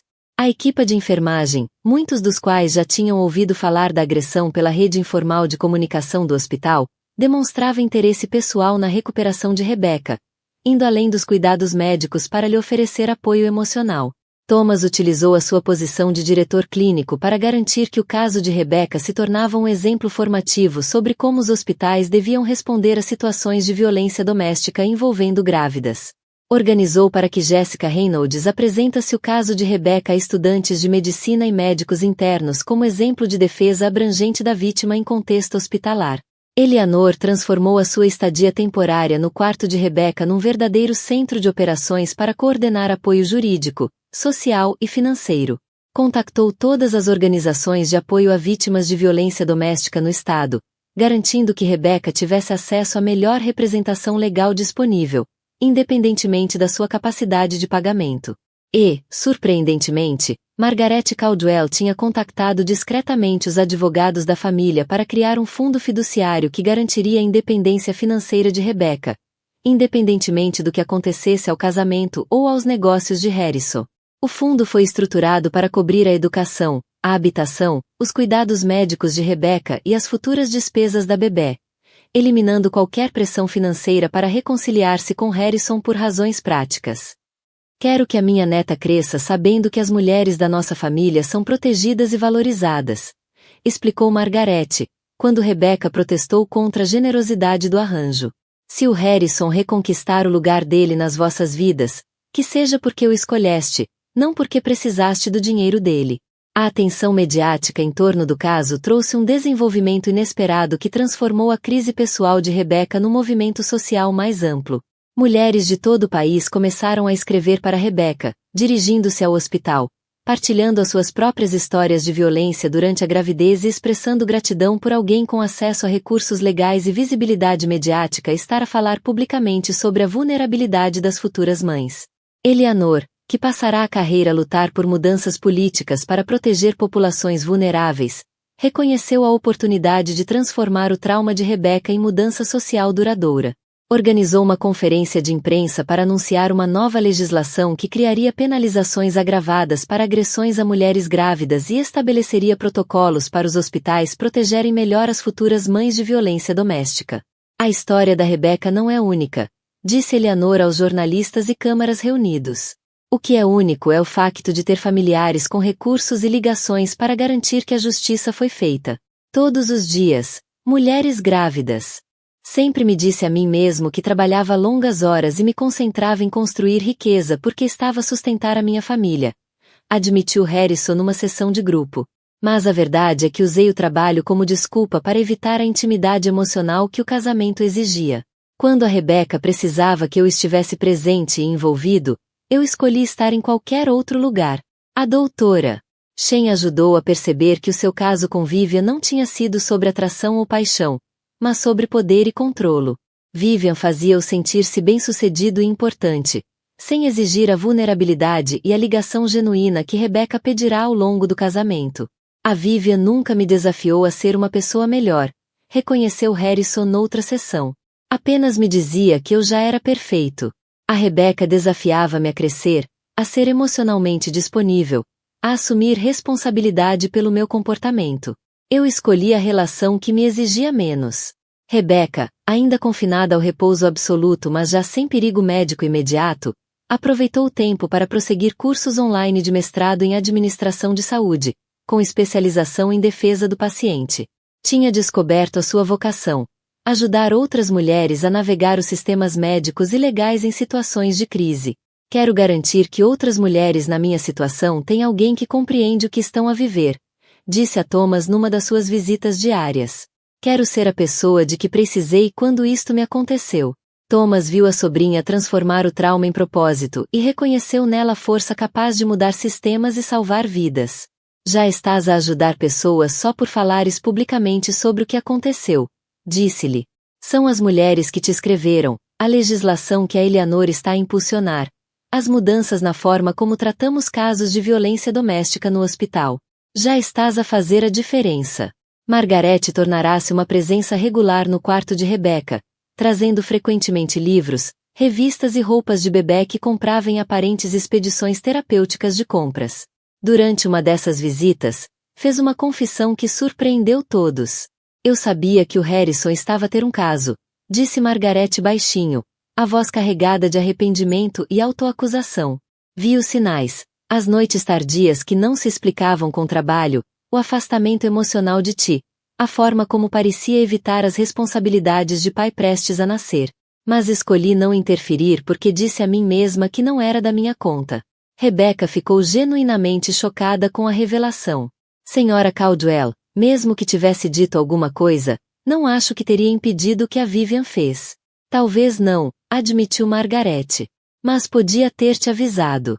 Podia ter te preparado para o que poderia acontecer. Podia ter me assegurado de que sabias que tinhas apoio e opções antes de te encontrares numa situação de crise, disse Margaret, a voz carregada de arrependimento. Em vez disso, protegi a reputação do meu filho à custa da tua segurança, e vou arrepender-me dessa escolha para o resto da minha vida. Entretanto, Vivian Sterling estava a aprender que a prisão era um ambiente muito diferente do mundo privilegiado onde a riqueza e as ligações da família sempre a tinham protegido das consequências do seu comportamento. A sua companheira de cela era uma mulher chamada Carmen Rodrigues, que tinha sido presa por se defender de um namorado abusivo e aguardava julgamento para determinar se o seu ato de legítima defesa seria reconhecido pelo sistema judicial. Então tu és a menina rica que bateu numa grávida, disse Carmen com óbvio desprezo, depois de ouvir o caso de Vivian através das notícias que chegavam até as televisões limitadas da prisão. Vai ser muito popular aqui dentro quando souberem o que fizeste. Vivian tentou manter a sua superioridade e sentimento de direito, aparentemente incapaz de compreender como as suas circunstâncias tinham mudado de forma irreversível. Eu não bati em ninguém, disse defensivamente. Ela estava a fingir tudo para chamar atenção. Mal lhe toquei. Carmen, que tinha sobrevivido a anos de violência doméstica antes de finalmente se defender do agressor, riu amargamente perante a versão conveniente de Vivian. Querida, já ouvi essa história de todos os agressores aqui dentro. Todos pensam que são as verdadeiras vítimas. Até o juiz os condenar. Mas pontapear uma grávida num hospital? Até os piores daqui acham isso baixo. Libertada sob fiança graças às ligações políticas do pai e à sua cara equipa legal, Vivian cometeu o que seria o seu segundo erro crucial, que acrescentaria acusações graves aos seus já substanciais problemas legais. Convencida de que poderia desacreditar Rebecca e, de alguma forma, inverter as consequências da sua agressão, abordou Maria Santos, funcionária de limpeza no hospital, que trabalhava no bloco de maternidade. Maria era mãe solteira, e o seu filho de 8 anos tinha sido tratado por Thomas Matthews 5 anos antes, quando sofrerá um ataque de asma quase fatal. Thomas não só salvara a vida do rapaz, como também ajudara Maria a lidar com os complexos problemas de seguros e faturas que ameaçavam arruinar a família. Para Maria, o Dr. Matthews e o Metropolitan General Hospital eram a razão pela qual o filho ainda estava vivo. Quando Vivian se aproximou com uma oferta de $5.000 em dinheiro para esconder um pequeno saco de cocaína no quarto de Rebecca, Maria percebeu imediatamente que estava a ser convidada a participar num esquema destinado a destruir a reputação e credibilidade legal da mulher grávida que tinha sido agredida. "Quer que eu plante drogas no quarto da senhora que foi agredida?" perguntou Maria, certificando-se de que entendia bem o que estava a ser proposto. "Não é nada disso", disse Vivian com a confiança casual de uma vida inteira de manipulação bem-sucedida. "Ela não é realmente uma vítima. Tem mentido sobre tudo. Isto só ajudaria a verdade a vir ao de cima. Pensa bem, $5.000 por 5 minutos de trabalho." Maria olhou para aquela mulher que já tinha demonstrado estar disposta a agredir pacientes grávidas e percebeu que agora estava a testemunhar uma tentativa de incriminar alguém por posse de drogas para escapar à responsabilidade de um crime violento. "Preciso de pensar nisso", disse Maria, fingindo considerar a oferta, enquanto, na realidade, planeava denunciá-la imediatamente. Dentro de 1 hora após a saída de Vivian, Maria tinha contactado tanto a administração do hospital como a detetive Santos, com um relato detalhado da tentativa de suborno. A conversa tinha sido gravada no telemóvel de Maria, fornecendo provas claras da tentativa de Vivian de fabricar evidências contra Rebecca. A detetive Santos chegou ao hospital 2 horas depois de receber o relatório, trazendo consigo um dispositivo de gravação e um plano para documentar o comportamento criminoso de Vivian, caso tentasse dar seguimento ao esquema. "A senhora Sterling acabou de tornar este caso muito simples para o procurador", disse a detetive Santos a Thomas, depois de rever o depoimento de Maria e a gravação da tentativa de suborno. "Tentar plantar drogas numa grávida, num hospital, para desacreditar o seu testemunho num caso de agressão, vai acrescentar acusações de manipulação de testemunhas, obstrução à justiça e corrupção ativa às que já enfrenta." O pai de Vivian, Charles Sterling, tinha reunido a equipa de advogados mais cara que o dinheiro podia comprar, liderada por Marcus Webb, um defensor conhecido pela sua capacidade de tirar clientes ricos de encrencas sérias, e pela sua disposição para usar qualquer tática, por mais antiética que fosse, para garantir vitória aos seus clientes. Mas enfrentavam uma montanha de provas que crescia a cada dia. Imagens de segurança de vários ângulos mostravam a agressão deliberada de Vivian a Rebecca. Registros médicos documentavam as lesões e o trauma. Depoimentos de 6 funcionários do hospital corroboravam todos os detalhes do ataque. E agora, graças à arrogância de Vivian, havia também acusações de suborno, apoiadas por conversas gravadas e testemunhas adicionais. A procuradora Janette Morrison tinha construído a carreira em casos de violência contra mulheres e crianças e reconhecia que o caso de Rebecca oferecia uma oportunidade para estabelecer precedentes legais que protegeriam outras vítimas vulneráveis. Abordou o processo com a preparação meticulosa que a tornará uma das procuradoras mais respeitadas do Estado. "Meritíssimo", disse Morrison na audiência preliminar. "A arguida não agrediu apenas a senhora Caldwell uma vez. As provas mostram um padrão de comportamento agressivo e crescente que culminou na agressão deliberada a uma paciente grávida dentro de um hospital, seguido de tentativas de destruir a credibilidade da vítima através da manipulação de provas." Morrison exibiu as imagens de segurança que mostravam a progressão de Vivian, dos abusos verbais à confrontação física com Grace, até o pontapé deliberado que fez Rebecca cair no chão. Depois, apresentou as provas gravadas da tentativa de Vivian de subornar uma funcionária do hospital para plantar drogas no quarto de Rebecca. "Isto não foi um acesso emocional ou um momento de má decisão", continuou Morrison. "Foi violência calculada, seguida de tentativas igualmente calculadas de escapar à responsabilidade através da intimidação de testemunhas e manipulação de provas." Marcus Webb tentou argumentar que a sua cliente era a verdadeira vítima, manipulada pela situação familiar de Harrison e esmagada por circunstâncias além do seu controlo. Mas a juíza Patrícia Hernandes, que tinha presidido a casos de violência doméstica durante 15 anos, não se impressionou com tentativas de culpar a vítima pelo comportamento da sua agressora. "Senhora Sterling", disse a juíza Hernandes, revendo as provas com óbvio desgosto, A senhora atacou uma mulher grávida num quarto de hospital e depois tentou incriminar essa mesma mulher por posse de drogas, para desacreditar o testemunho dela contra si. Este tribunal considera o seu comportamento não apenas criminoso, mas depravado.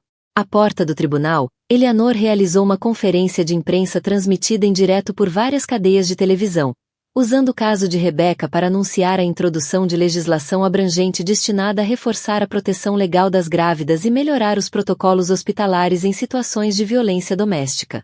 A força e a coragem da Rebecca em falar publicamente sobre o que lhe aconteceu já salvaram outras mulheres, disse Eleanor aos jornalistas e ativistas reunidos. Recebemos relatos de 3 mulheres grávidas que procuraram ajuda em organizações de apoio a vítimas de violência doméstica depois de verem a história da Rebecca. A sua disponibilidade em transformar o trauma em defesa está a mudar vidas. A atenção mediática trouxe um desenvolvimento inesperado e profundamente perturbador. 3 outras mulheres apresentaram-se com histórias de terem sido agredidas ou ameaçadas por Vivian Sterling em situações que demonstravam um padrão de violência que antecedia a relação dela com Harrison. Jennifer Walsh, ex-colega de quarto de Vivian na universidade, descreveu ter sido empurrada escada abaixo durante uma discussão sobre problemas amorosos. Sarah Kim, associada de negócios, relatou ter sido empurrada contra uma parede durante uma reunião em que discordou de uma estratégia de marketing de Vivian. Maria Gonzalez, empregada de mesa, contou ter sido esbofeteada por trazer o vinho errado durante um jantar de negócios. A detetive Santos reabriu as investigações sobre os 3 incidentes, descobrindo que cada mulher tinha inicialmente decidido não apresentar queixa devido às ligações familiares de Vivian e ao medo de que as denúncias não fossem levadas a sério pelas autoridades. O que vemos aqui é um padrão de violência que se estende por vários anos, explicou a detetive Santos à comunicação social. A senhora Sterling tem usado intimidação física e agressão para controlar situações sempre que não consegue impor a sua vontade. O caso da senhora Caldwell não é um incidente isolado, é o culminar de anos de comportamento violento em escalada. A equipa de defesa de Vivian percebeu que já não estava a defender um incidente isolado de má conduta, mas um padrão de comportamento criminoso que revelava um desprezo fundamental da cliente pela segurança e dignidade dos outros. Entretanto, Harrison descobria que o processo terapêutico recomendado pela doutora Shen o estava a obrigar a confrontar aspectos do seu caráter e comportamento que passará anos a evitar ou racionalizar. As sessões individuais já eram suficientemente difíceis, mas o programa de terapia de grupo revelava-se ainda mais desafiante, à medida que ouvia outros homens descreverem os padrões psicológicos que os tinham levado a trair e a abusar das famílias. Eu dizia a mim mesmo que o meu caso extraconjugal era sobre atração ou química, admitiu Harrison numa das sessões de grupo. Mas a doutora Shen ajudou-me a perceber que era, na verdade, sobre poder e controlo. A Vivian fazia-me sentir importante e bem-sucedido sem exigir de mim vulnerabilidade emocional ou crescimento. A doutora Shen acenou, encorajando-o a continuar a explorar aquela percepção. O que é que a Rebecca exigia de si que lhe parecia tão ameaçador? Ela queria que eu estivesse presente, disse Harrison, a voz carregada de reconhecimento. Não apenas fisicamente presente, mas emocionalmente disponível. Queria saber o que eu pensava e sentia. Queria que eu partilhasse o entusiasmo pela bebê, que me envolvesse no planeamento do nosso futuro juntos. Ela queria intimidade, e eu estava aterrorizado com esse nível de ligação. As sessões de grupo também ajudaram Harrison a compreender como a sua indisponibilidade emocional criará vulnerabilidade no casamento, que alguém como Vivian soubera explorar. Eu fiz a Rebecca competir pela minha atenção e afeto, reconheceu noutra sessão. Neguei-lhe intimidade emocional como forma de manter controlo, e quando ela tentava mais para se ligar a mim, eu punia-a afastando-me ainda mais. Criei as condições exatas que tornaram o meu caso possível. Rebecca, ainda em repouso absoluto mas fora de perigo imediato, aproveitou o tempo de recuperação para se tornar porta-voz informal das grávidas vítimas de violência doméstica. O seu quarto de hospital transformará-se em ponto de encontro para grupos de defesa, especialistas jurídicos e outras sobreviventes que encontravam força na sua disponibilidade em falar publicamente sobre a experiência.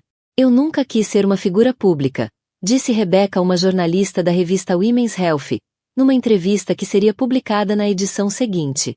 Mas percebi que a minha história podia ajudar outras mulheres a Isto tudo é uma caça às bruxas, orquestrada por uma mulher amarga e manipuladora que não conseguiu satisfazer o marido, disse Vivian à multidão de jornalistas e ativistas. Eu é que sou a verdadeira vítima aqui. Estou a ser perseguida porque tive a coragem de dar ao Harrison o tipo de relação sofisticada que ele merecia. A declaração foi transmitida em todos os canais de notícias do estado. A opinião pública, que já tinha virado decisivamente contra Vivian, tornou-se ainda mais hostil. Até o próprio pai, Charles Sterling, emitiu um comunicado público a distanciar-se do comportamento da filha e a anunciar que ela já não teria acesso aos recursos financeiros da família para sua defesa legal. As ações da minha filha são indefensáveis, disse Charles Sterling num comunicado preparado. Embora ame sempre, não posso nem vou usar os meus recursos para ajudar a escapar à responsabilidade de agredir uma mulher grávida e depois tentar destruir a credibilidade dessa mulher através de meios criminosos. Enquanto via a cobertura noticiosa do seu quarto de hospital, rodeada pelas pessoas que se tinham tornado a sua família escolhida, Rebecca percebeu que algo fundamental tinha mudado no seu entendimento de poder, proteção e justiça. Sempre assumirá que o poder pertencia a pessoas com dinheiro, estatuto e ligações. Pessoas como Harrison e a sua família, pessoas como Vivian e o pai dela. Mas estava a aprender que o verdadeiro poder vinha de ter pessoas que se levantavam por ti sem pedirem nada em troca. Pessoas que lutavam por justiça simplesmente porque era o certo. 6 semanas após a agressão que mudará tudo, Rebecca foi finalmente autorizada a realizar atividades limitadas fora do hospital. Embora permanecesse sob supervisão médica rigorosa e obrigada a manter-se a poucos minutos de cuidados de emergência. O seu novo apartamento, comprado e mobilado por Margaret como gesto de proteção, ficava apenas a 3 quarteirões do Metropolitan General Hospital e a menos de 1 milha da casa de Thomas e Eleanor. O apartamento representava mais do que apenas um lugar para viver.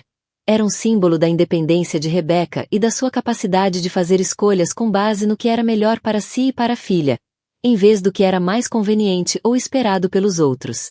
Margaret insistira em comprar o apartamento a pronto pagamento e colocá-lo em nome de Rebecca, garantindo que ela nunca mais enfrentaria a possibilidade de falta de habitação ou dependência como consequência de sair de uma relação insatisfatória.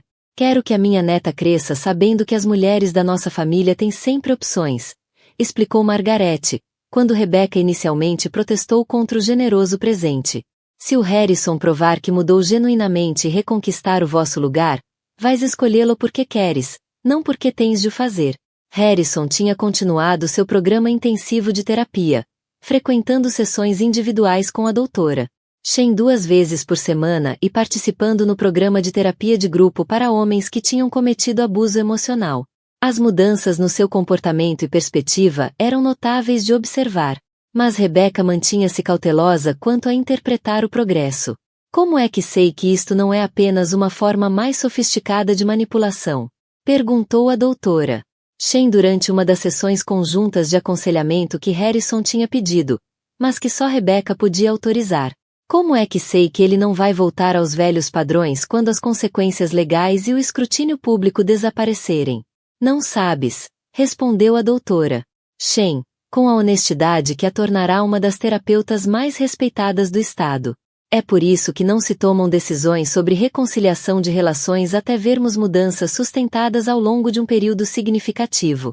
Mas posso dizer-te que o Harrison está a fazer um trabalho que vai muito além do que seria necessário se o único objetivo dele fosse gerir as consequências de relações públicas desta situação. A doutora Shen explicou que a terapia de Harrison estava a abordar padrões psicológicos fundamentais que se tinham desenvolvido ao longo de décadas, não apenas os comportamentos específicos que tinham levado à crise no casamento.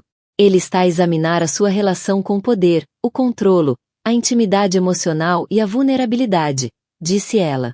Está a aprender a reconhecer a diferença entre amor e posse, entre sustentar a família e usar o controle financeiro para evitar a responsabilidade emocional. Isto não é o tipo de modificação superficial de comportamento que alguém faz apenas para se safar de sarilhos. Harrison tinha liquidado vários ativos empresariais significativos para criar um fundo fiduciário que garantia a independência financeira de Rebecca para toda a vida, independentemente do que acontecesse ao casamento ou ao sucesso contínuo dos negócios dele. O fundo fora estruturado para cobrir a educação, habitação, cuidados médicos e as futuras despesas da filha, eliminando qualquer pressão financeira que pudesse forçar Rebeca a tomar decisões relacionais com base na necessidade econômica em vez da escolha genuína.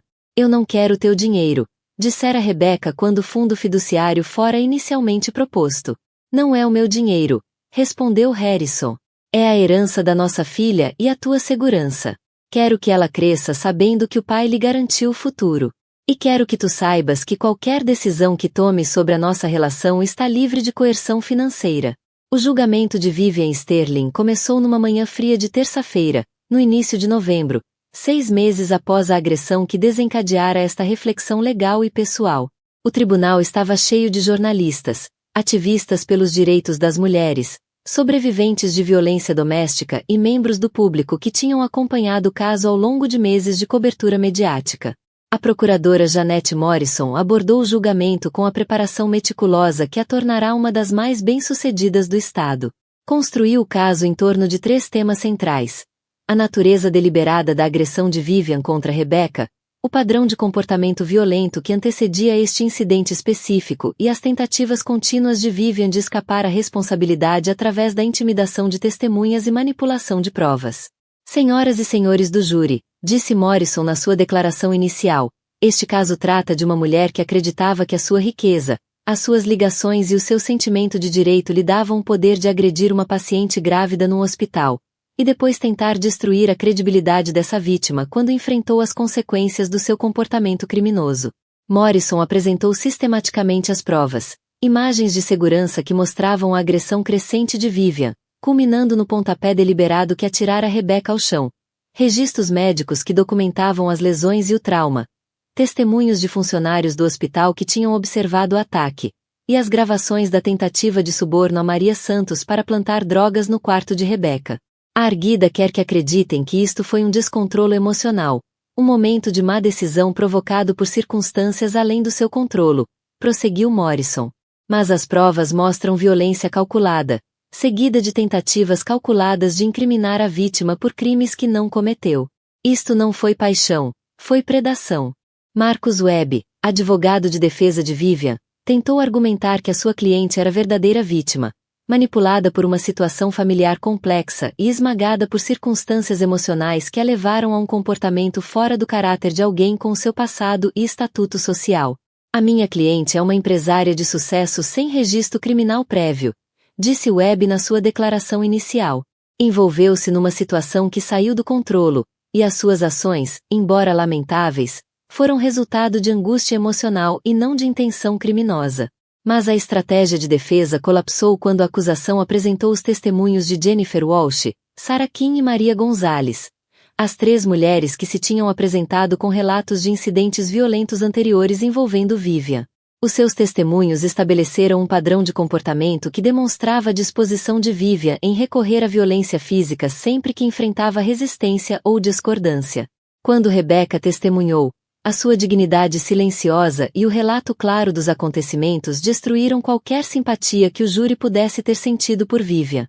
Falou sem dramatismos ou exageros, apenas dizendo a verdade sobre o que acontecerá naquela noite e como a agressão afetara tanto a sua saúde física como seu bem-estar emocional. Eu não estava a tentar roubar o marido de ninguém, disse Rebeca, quando Webb tentou sugerir que ela teria provocado o ataque. Estava grávida de 7 meses, a tentar partilhar uma boa notícia com meu marido sobre a nossa filha. Nunca ameacei a senhora Sterling. Nunca sequer lhe falei diretamente até ela começar a atacar-me verbalmente no quarto do hospital. O testemunho de Rebeca foi particularmente poderoso quando descreveu o momento da agressão e o medo imediato pela segurança da filha por nascer. Quando ela me pontapeou e eu caí, o meu primeiro pensamento não foi sobre a dor física, disse Rebeca. O meu primeiro pensamento foi que a minha filha podia morrer, porque alguém estava tão consumido por ciúmes e ódio que esteve disposta a magoar uma grávida para provar um ponto sobre a sua relação com o meu marido. O júri deliberou menos de 3 horas antes de regressar com vereditos de culpada em todas as acusações.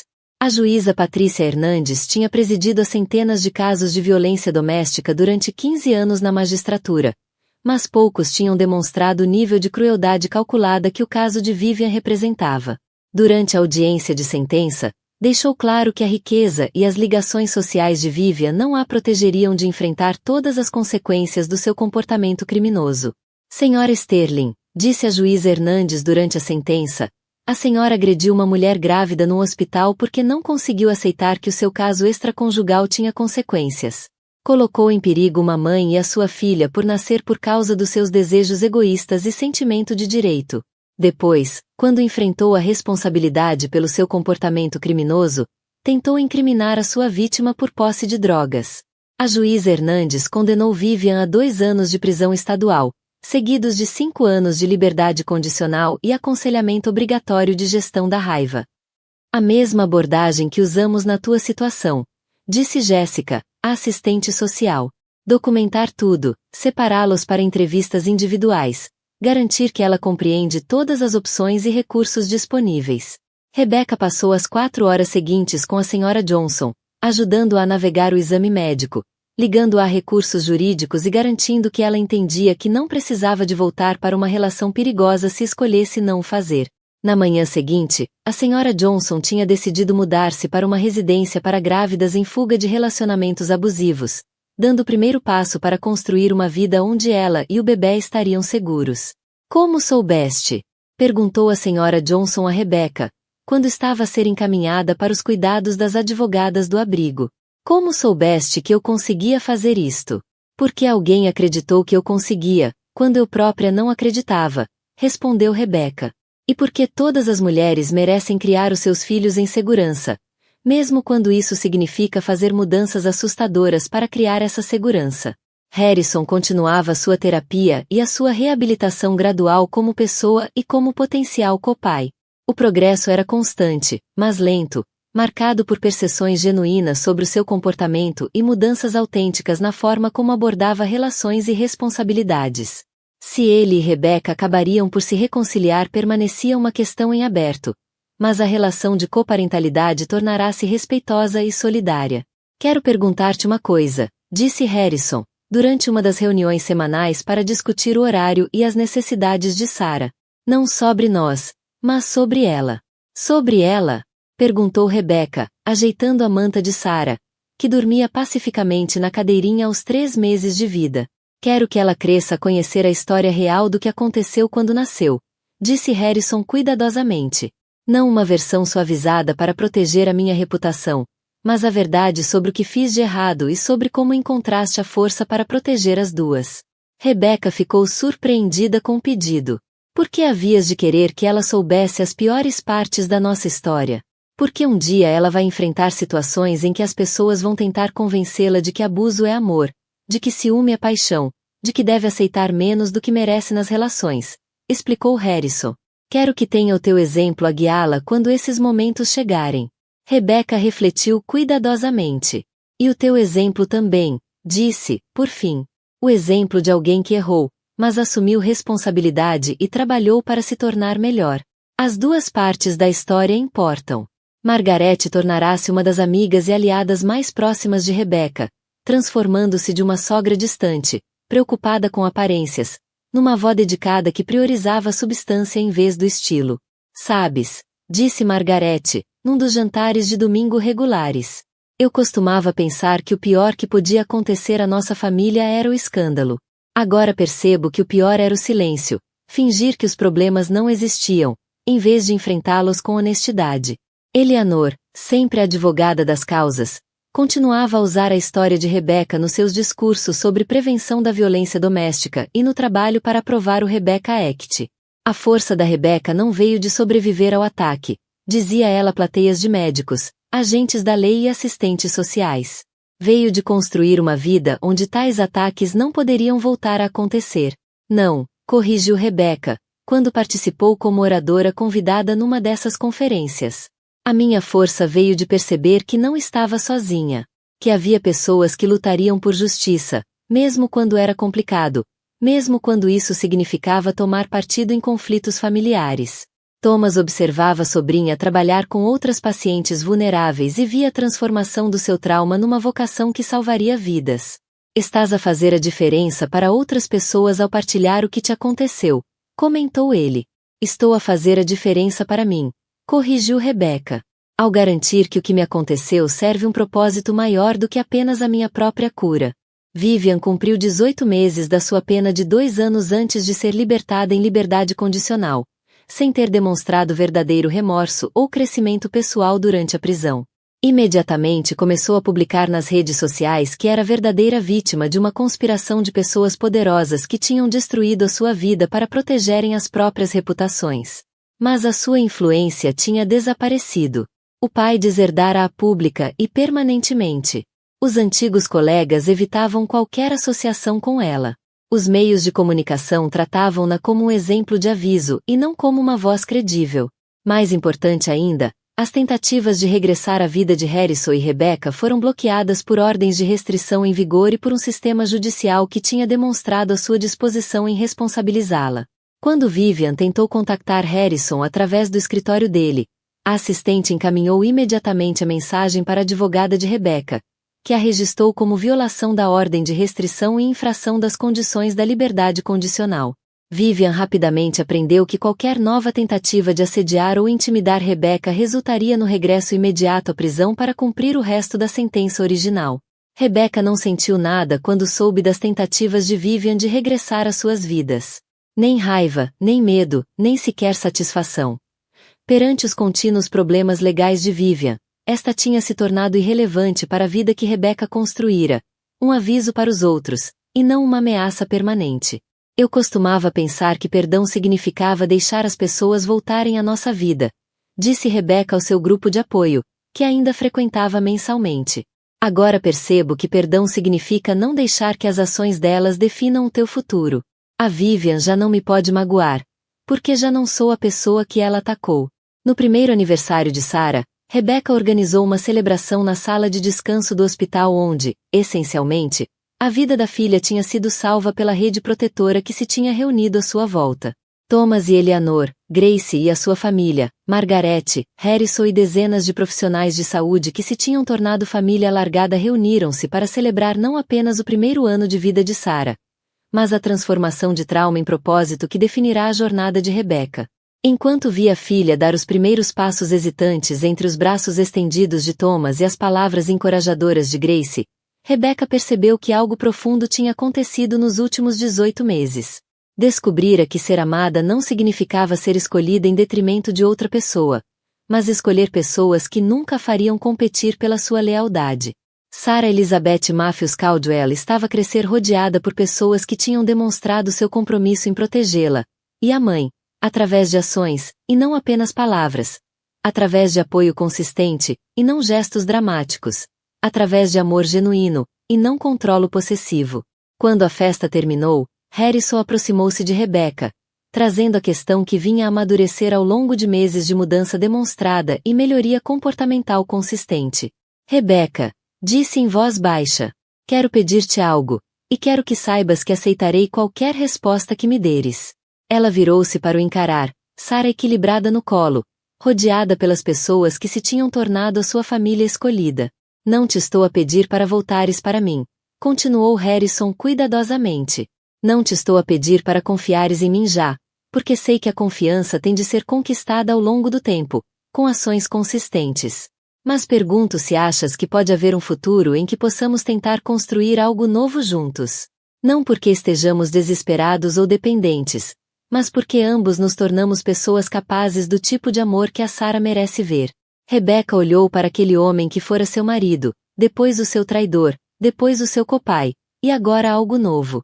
Alguém que tinha conquistado o direito de pedir uma segunda oportunidade através de mudança genuína e comportamento consistente ao longo de mais de um ano de terapia e compromisso demonstrado em ser melhor. Pensou na jornada que os tinha levado até ali, desde o sangue no chão de mármore do edifício do escritório dele até aquela festa de aniversário numa sala de descanso do hospital, rodeada por pessoas que tinham escolhido erguer-se em nome da justiça e da proteção, em vez da riqueza e do estatuto. Pergunta-me de novo daqui a 6 meses, disse Rebecca, por fim. Se ainda estiveres a fazer o trabalho terapêutico, se ainda fores o homem em que te tornaste neste último ano, se ainda estiveres comprometido em ser o pai que a Sarah merece e o parceiro que merece uma segunda oportunidade, pergunta-me então. Harrison sorriu, E foi o primeiro sorriso genuíno que Rebeca lhe vira desde antes de o casamento começar a deteriorar-se. Vou perguntar-te daqui a 6 meses, disse ele. E vou continuar a fazer o trabalho, digas tu sim ou não. Porque a Sara merece um pai comprometido em ser a melhor pessoa que pode ser. Quando Rebeca conduzia de regresso ao apartamento, com Sara a dormir pacificamente no banco de trás, refletiu sobre a jornada que as tinha levado até ali. A agressão que ameaçara destruir-lhe a vida tinha, em vez disso, criado espaço para construir algo mais forte, mais autêntico e mais sustentável do que aquilo que perderá. Aprenderá que a proteção podia transformar-se em poder, que a família podia ser escolhida tanto quanto herdada, e que, por vezes, o pior que te acontece cria a fundação para o melhor que pode nascer. Sara mexeu-se no sono e fez o suave som de quem sonha, provavelmente com os rostos e vozes que a rodeavam com amor e proteção incondicionais. Rebeca sorriu, sabendo que a filha cresceria num mundo onde o amor era dado livremente e não procurado desesperadamente, onde a força se media pelo que se podia construir, e não pelo que se podia controlar, onde família significava pessoas que apareciam nas crises, e não pessoas que as criavam. As luzes do serviço de urgência do Metropolitan General desapareceram no retrovisor, mas Rebeca sabia que voltaria no dia seguinte. Haveria outras mulheres vulneráveis, outros momentos de crise, outras oportunidades de transformar dor em proteção e trauma em propósito. Encontrar a sua vocação no lugar onde quase perderá tudo, e essa transformação de vítima em defensora representava o mais belo tipo de justiça. O tipo que impede outras pessoas de sofrer o que ela sofreu. O sangue no chão de mármore fora limpo há muito, mas a força que revelara duraria para sempre. Rebeca aprenderá que sobreviver não era apenas ultrapassar o trauma, era construir uma vida onde tal trauma não pudesse voltar a acontecer. Não apenas para si, mas para outras mulheres que mereciam proteção, advocacia e a certeza de que não estavam sozinhas. Quando levou a filha adormecida ao colo escadas acima até ao apartamento, Rebeca percebeu que a sua história tinha fechado o círculo da forma mais inesperada.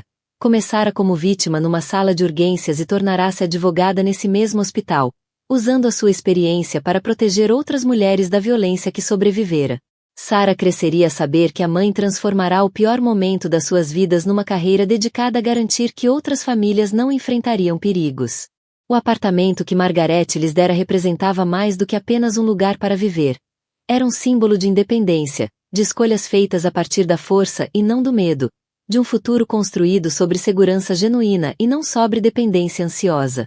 Rebeca aconchegou Sara no berço e ficou a observá-la dormir, maravilhada com os traços perfeitos e a expressão tranquila de uma criança que sobrevivera ao trauma ainda antes de nascer e que agora florescia num ambiente de amor incondicional e proteção.